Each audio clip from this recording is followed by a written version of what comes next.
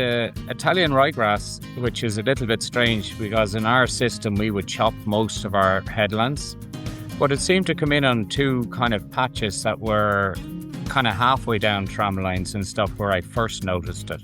I heard about the whole testing down in Teagasc and got VJ to sample it, and unfortunately as it came back with the bad news that it was resistant to everything but Roundup. So this year we took an approach and I sprayed off 1.5 hectares of winter barley, which is hard to do after the costs of growing it.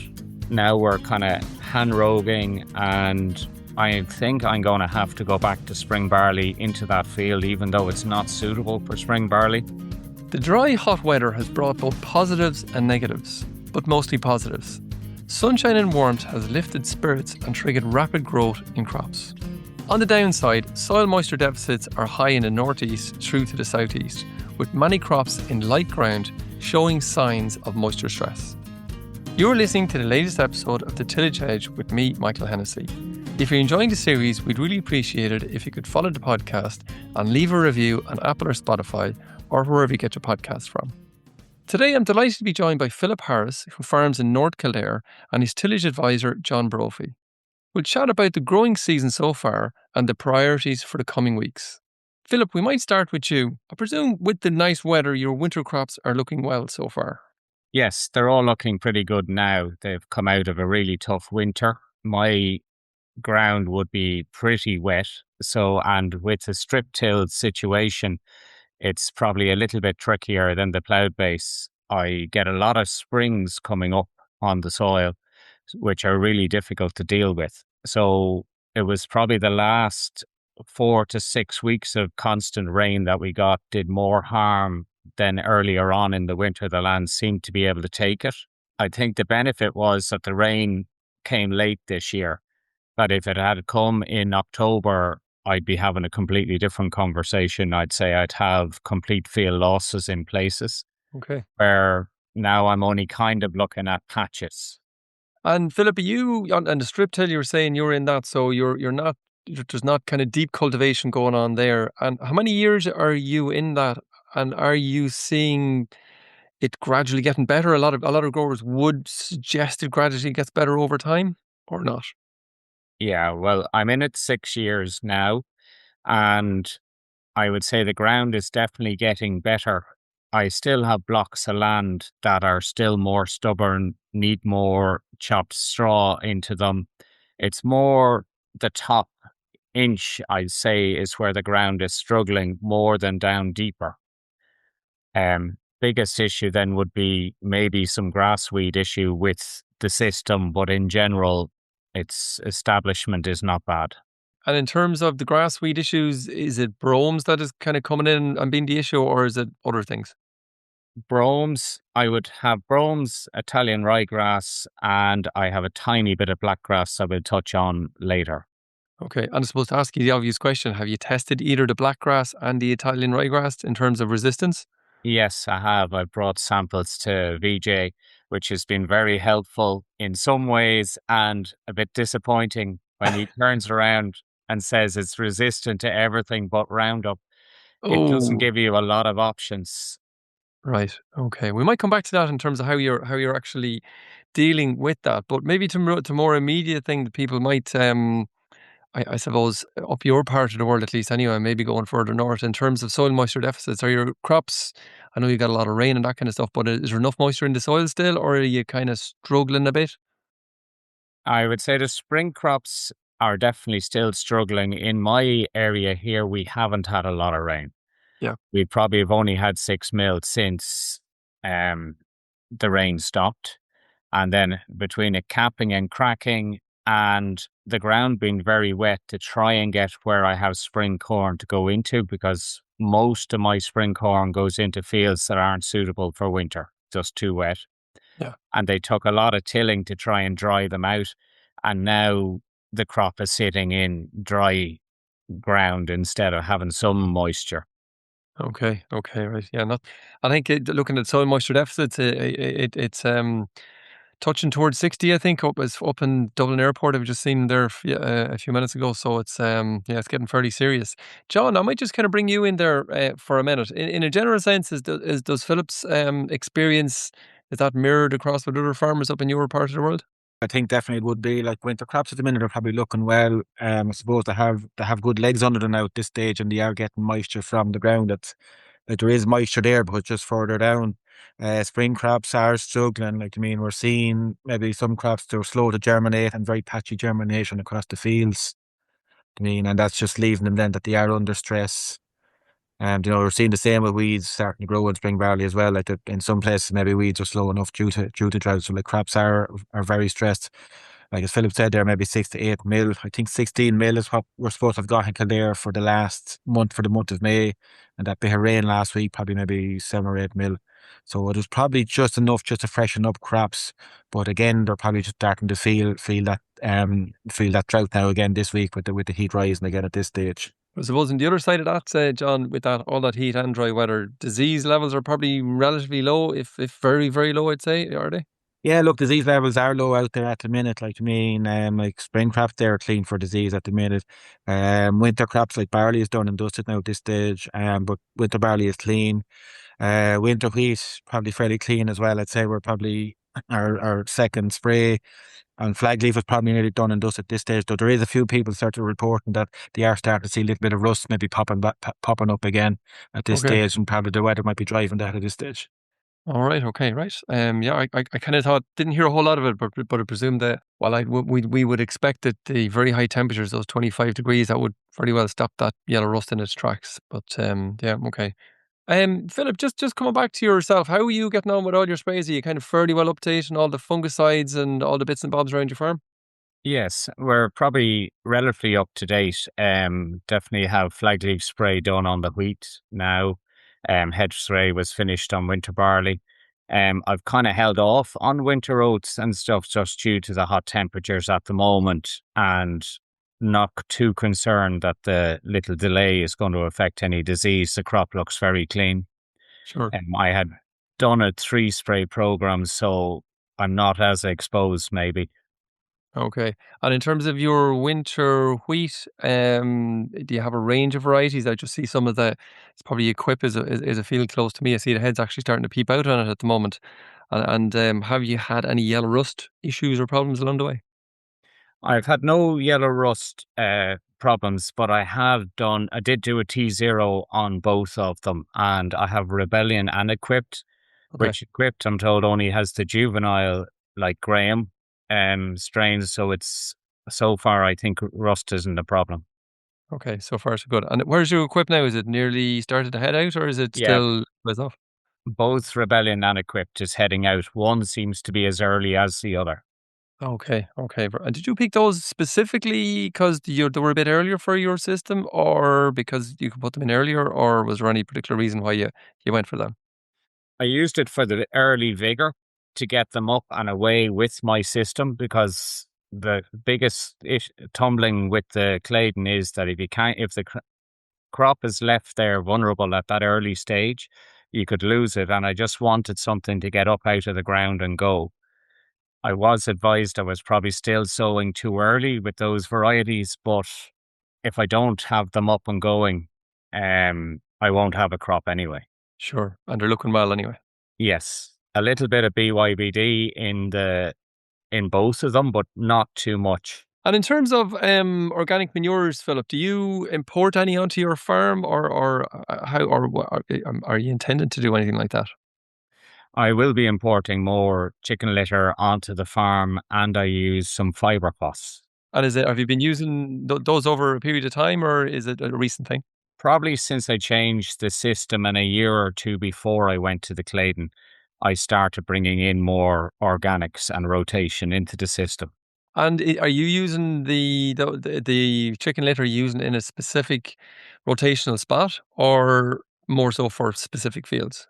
I'm using it definitely in front of oilseed rape and where I chop straw, because I'm not getting to release the soil nitrogen in the ground, because with so little disturbance, I'm finding if I don't put something out on top of the chopped straw, it's really affecting the crop that's following.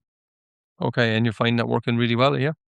Yes, I think my biggest concern is if they stop letting us use organic manures at this time of the year to help these things, it's going to have a negative effect in my system. Very good. John, just to go back to you, you mentioned kind of spring plantings up your way. Where do you see the areas, John? Is it around similar to other years, or as other areas are seeing a bit of an increase in bean area? Yeah, I'd say bean area is definitely up this year. Spring barley is probably down, and I suppose winter crops are probably up that slight bit as well. So yeah, we're definitely seeing I've definitely seen an increase in area for beans. All right, this year, yeah. Okay, and are most of those gone in reasonable time, or were they a little late? I'd say most were probably late, just with the late year.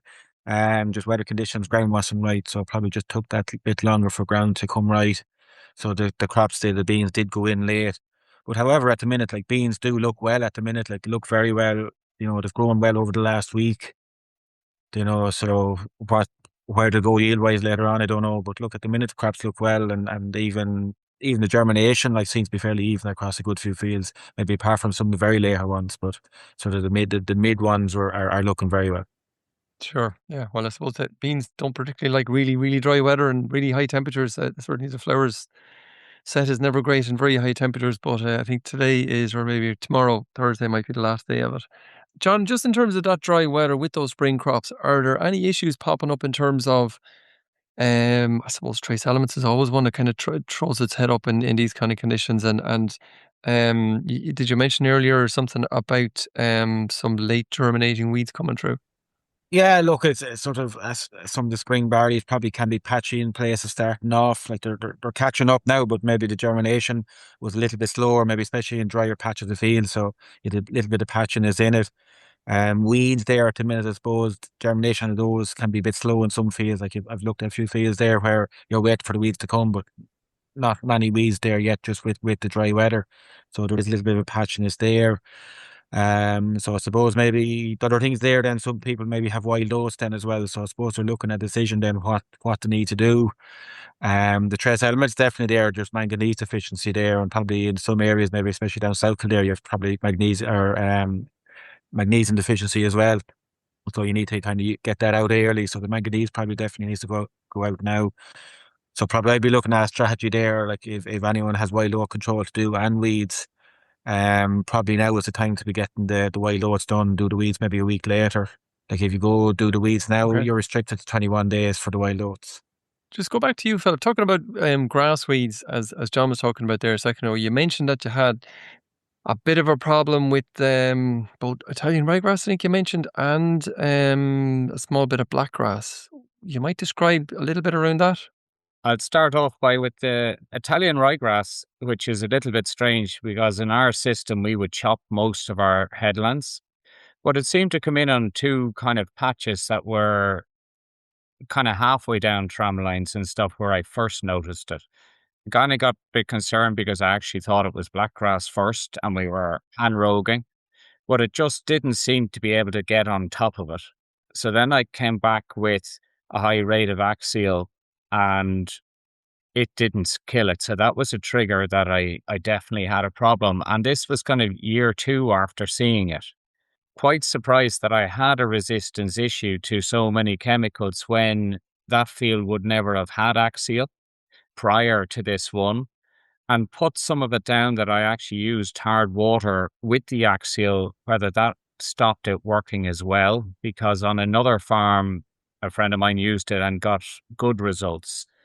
But then I heard about the whole testing down in Teagasc and got VJ to sample it. And unfortunately, as it came back with the bad news that it was resistant to everything but Roundup. So this year we took an approach and I sprayed off 1.5 hectares of winter barley, which is hard to do after the costs of growing it. Now we're kind of hand roguing, and I think I'm going to have to go back to spring barley into that field, even though it's not suitable for spring barley, to try and get on top, because not even the oilseed rape or the bean herbicides will be able to control it. Yeah, it's a tricky one when it kind of gets up and going. And if we look across towards Europe, actually, Italian ryegrass is one of the ones that is just it's just after getting away completely. I think it's one that VJ, being the expert in this area, would be most worried about. I think in terms of its ability to spread and the resistance profile is there. So yeah, burning off is a great, and you pretty much have it contained to that field, that patch for the most part, and you have it kind of narrowed down to that level. Yes, don't see it in any other parts of the farm, but definitely a lot more vigilant now because I have a problem in that field. Yeah. And then a section beside that field I had put into the pollinator scheme, and we had put in a whole lot of wildflowers. And Mm. to my benefit, in the wildflower mix, I've now got blackgrass. So Oh no. now, now we're going. I have ended up having to leave that section fallow and trying to like the first year we hand robed it, sprayed it off, and this year it's back again. But the unbelievable, it's about 6 inches tall and it's put a head out and has had started to flower, and I sprayed it off again with Roundup to try and control it. Well, look, first of all, I absolutely commend your number one, identifying it and getting on top of it as soon as you've seen it, and number two, your continued your persistence in trying to get rid of it. I think that's exactly the approach every farmer should take. And arguably, if a number of farmers who have real problems out there took that approach, they wouldn't have had problems at all in the first place. So certainly the first thing to be commended in it. So, with your the plan for the black grass area and those headlands, are you going to leave those out for another year or two, or what's your plan? I plan to leave them out as long as I'm actually still finding them coming in stale seed beds. One part, it's okay because it's a poor part of ground. It's not a high yielding field, so it's not going to hurt me too much. Right. I would try and where I have the Italian ryegrass, hoping that with going back to spring barley, and actually I might end up ploughing it as well to try and start set the field again. Yeah, start afresh. I'd say that would be quite a good option. I'd say either for the blackgrass or for the Italian ryegrass, because the chances are it's fairly well on the surface, I would imagine. John, can I just bring you in there, just in terms of the general area or the larger area that you're walking and looking at, and farmers are reporting back into you? How is the area in terms of those grass weeds? I'm assuming Philip is not unique. There's probably more of it out there. Yeah, certainly no, definitely not unique. There is more of it out there. You mean like lads are reporting that they have grasses in patches and maybe just finding maybe after spraying that they still are seeing something there. I suppose there's probably a lot more maybe out there maybe than we realise too. Maybe there is guys there that's not reporting that they're there either. I suppose it's important to recognise the issues that's there in front of you and tackle the issue head on rather than ignoring the issue because it just doesn't go away. I just find maybe sometimes it's just difficult maybe to get guys to just say to you, look, there's a bit of grass there, maybe have a look at it and maybe send it away for testing. But I have 2 or 3 there to send away for testing now this year. Just maybe later in the year. And I just think it's important that if guys see something there, that the contactors will maybe go and look at getting it tested, see is there an issue there with resistance or not. Well, I suppose just with that in mind, I was chatting to VJ there doing a training session with some of the department seed inspectors, and VJ was making the point very strongly that this is the final year for that he is going to have free testing available. And after that, there's no guarantee he can test any because it takes up time and resources and it's part of a particular project. And he was saying that if anybody wants to get some testing done, and as Philip, as you will attest to, in fairness, VJ is very, very thorough in the sense of you'll get back probably 6 or 7 different herbicides that it was used against. If you're to do that for the UK, you have to pay for each of them individually, and it costs 200 sterling each. So the testing facility that's there for this year, I would really encourage people to get out there, look and see what they have, get samples in. Either send a pin to your local advisor, John, or anybody else, but send them in. We'll get them sampled or take them yourself. But get them tested now because you won't have that chance next year. For anyone that's getting that tested, just make sure the seed is ripe before it goes down to VJ, because I know sometimes maybe the seed is not at the right stage for VJ to do a test on it. So just make sure it's ripe. And there is wee bags that we can put over the plant to gather that seed, and we can gather that seed up near to harvest time. Because I know a few cases there last year where maybe just seed wasn't ripe enough when it got down to Fiji, that maybe if it had been left maybe a week or two later, it might have been more suitable. And just also maybe the quantity then as well, that just, I think Fiji maybe for some of those grasses could be looking maybe for a pint glass full of seed in it rather than just a small little bit of seed in a bag. Or there you go. It's great. That's great, John. Phillip, just coming back to you, the final word to you in terms of your priorities over the next kind of couple of weeks out in the fields. What's your focus on? The biggest focus now will be walking all the fields or even going around them. I'm lucky I have a self-propelled, so it's a bit higher. I can drive just to try and visually stay on top of grass weed problems that we have on the farm. Yeah. Oh, I think very good advice, isn't it? Phillip and John, thanks very much. Delighted you could join me today on the podcast. And look, we might come back to you maybe later on in the year to see how you're getting on. Thank you. Thanks, Michael. So that's it for this episode, and thanks to John and Phillip for joining me on the show. The date for your diary is the Farming for a Better Future 2026, which is being held in Johnstown Castle in County Wexford on the 10th of June, starting at 10 a.m. The theme of this year's Open Day is Innovating for Healthy Soils and Clean Water, and will focus on protecting soil health and improving water quality at the farm system level. The Open Day will demonstrate how to build resilient soils and improve water quality across all systems, including tillage farms. So finally, if you enjoyed the podcast, then recommend it to a friend or colleague. And as always, rate, review and follow on Apple or Spotify so you never miss an episode. And for more information, go to teagasc.ie. I'm Michael Hennessy. Thanks for listening. I'll be back next week with more tillage news and advice.